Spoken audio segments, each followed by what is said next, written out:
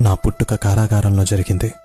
నేను ఈ భూమి మీద అడుగు పెట్టకముందే నన్ను చంపాలని చూశారు. నేను పుట్టగానే మా అమ్మగారికి దూరం అయ్యాను. వయసు పెరిగే కొద్దీ అసురులు నన్ను హతమార్చేందుకు ఎన్నో ప్రయత్నాలు చేశారు. కాస్త పెద్దయ్యాక మా గ్రామం నుండి మకాం మార్చాల్సి వచ్చింది. ప్రజలు నన్ను పిరికివాడిగా పరిగణించారు. నేను ప్రాణంగా ప్రేమించిన అమ్మాయి నాకు దూరం అయింది. ధర్మం కోసం యుద్ధం చేసి ధర్మాన్ని గెలిపించాను. కానీ ఎంతోమంది మరణానికి కారణం నేనని నిందించబడి శపించబడ్డాను. శాపం కారణంగా నా వంశం మొత్తాన్ని కోల్పోయాను. కిందటి జన్మ కర్మ ఫలితంగా కేవలం బొటనవేలుకు బాణం తగిలి నేను మరణించాను. ఇంత జరిగినా నేనెప్పుడు ఫిర్యాదు చేయలేదు. ఎప్పుడూ ఎవరి చెడు కోరుకోలేదు. మరి నువ్వెందుకు నీకొచ్చిన ప్రతి చిన్న కష్టాన్ని భారంగా తీసుకుంటున్నావు? నీకు నీ మీద నమ్మకం లేదా?